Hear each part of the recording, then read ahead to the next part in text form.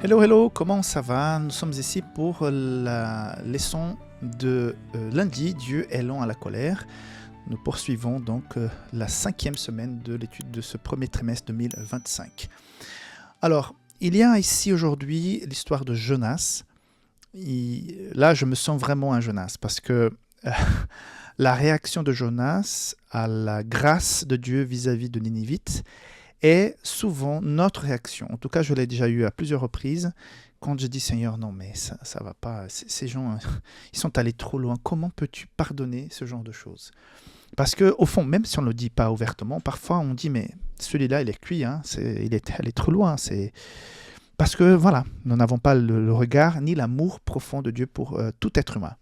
Et donc Jonas, une fois qu'il fait son travail de prêche, de prédication, là, il est un peu, un petit peu révolté. Il va dire au verset 2, Jonas 4, verset 2, il implore à l'Éternel, il dit « Ah, l'Éternel, n'est-ce pas ce que je disais quand j'étais encore dans mon pays? C'est que je voudrais prévenir en fuyant en Tarsis ?» Donc il essaie même de se justifier. « Tu sais pourquoi je partais à Tarsis? Tu es trop bon. Car je savais que tu es un Dieu compatissant et miséricordieux, long à la colère et riche en bonté, et qui te repent du mal. » C'est-à-dire qu'il pardonne. Hein. Maintenant, l'Éternel, prends-moi donc la vie, car la mort m'est préférable à la vie. Donc, il est tellement indigné par la miséricorde de Dieu qu'il préfère mourir que d'être face, entre guillemets, à la honte de sa prédication qui ne s'est pas accomplie parce que Dieu a été trop bon. C'est tout à fait... Et ça, c'est la beauté de la parole de Dieu. C'est de montrer les hommes appelés pour être des prédicateurs, d'être des prophètes, d'être des messagers, qui sont tout à fait comme nous, qui ont des réactions extrêmement humaines, ils n'étaient pas des super-hommes.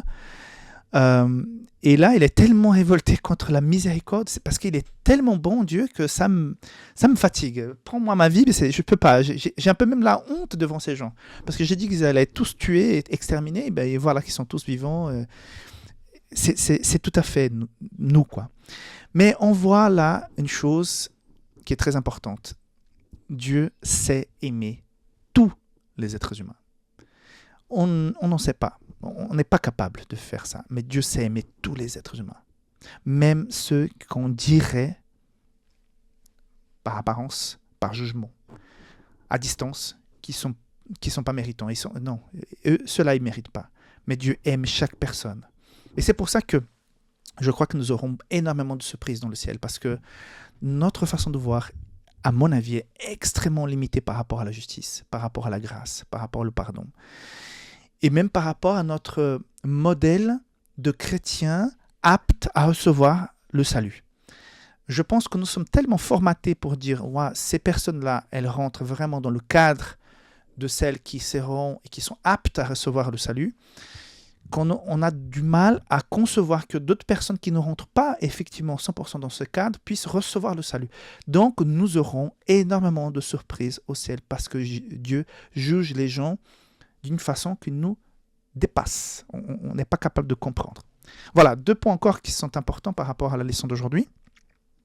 Une fois qu'on reçoit cette grâce, qu'on comprend qu'on n'est pas méritant, voilà, c'est par la simple grâce de Dieu que nous sommes sauvés, on doit partager ça avec d'autres personnes. Donc quand tu regardes ton passé, quand je regarde mon passé, moi qui ai vécu la conversion à l'âge adulte déjà, à 18 ans. Donc je peux faire une certaine comparaison entre ma vie d'avant et d'après. Et je peux constater facilement que Dieu a été très bon avec moi. Voilà, il était vraiment bon avec moi. Je ne pouvais pas, par mes œuvres, par mes bonnes actions, parce qu'elles n'étaient pas beaucoup, véritablement accéder au salut par mes propres forces. Ce n'est pas possible.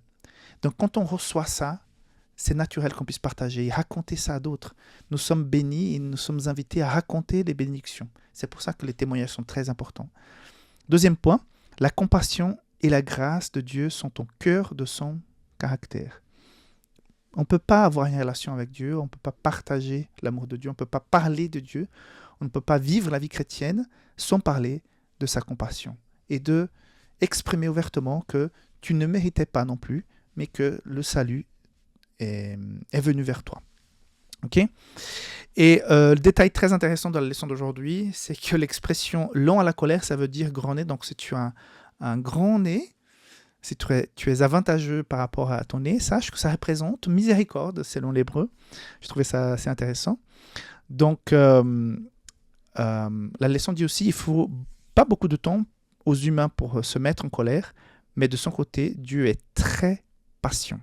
Donc il faut qu'on comprenne que, et on va revenir sur ce sujet parce qu'on va parler de la vengeance encore cette semaine, que nous, quand on subit une injustice, on souhaiterait vraiment que la colère de Dieu, que le jugement de Dieu, que la vengeance de Dieu puisse venir très très vite pour extirper, pour peut-être nous montrer que Dieu est vivant, que Dieu est là, que Dieu me protège et qu'il il se venge des méchants et qu'il nous protège de l'injustice, ou en tout cas fait justice à notre injustice. Mais Dieu est vraiment hors de notre temps. C'est pour ça que Jonas était comme ça, fâché. Dieu ne travaille pas. J'imagine souvent Dieu qui regarde notre vie du premier jour jusqu'au dernier en même temps. Donc voilà, la personne vit, j'en sais rien, une centaine d'années, on va dire ça, on va être très généreux, centaine d'années. Dieu voit son premier jour et le dernier en même temps. Voilà, cette ligne de temps qui est là. Et donc il connaît l'histoire, il connaît comment les choses vont avancer, il connaît tes décisions par rapport à lui tout au long du schéma de ta vie. Et donc même si des injustices arrivent sur la ligne du temps de notre vie, il connaît la fin de l'histoire. Et le plus important pour lui, c'est comment ça va finir. C'est pas à chaque fois que tu as envie de ressentir, de voir, d'être témoin de sa justice pour te venger, toi. Dieu ne va pas le faire parce que c'est pas ça le plus important, c'est la fin. C'est la fin de l'histoire. Bon, voilà. C'est comme ça que je vois et ça me réconforte quand parfois j'ai envie que Dieu puisse réagir rapidement et me défendre. Mais voilà, c'est comme Jonas, on doit attendre que Dieu fasse sa justice, qu'il puisse se venger du péché, ok, dans son temps. Voilà, on se voit pour la leçon du mardi, pour suivre donc dans cette réflexion sur la justice et notamment sur la colère de Dieu cette semaine. Bye bye.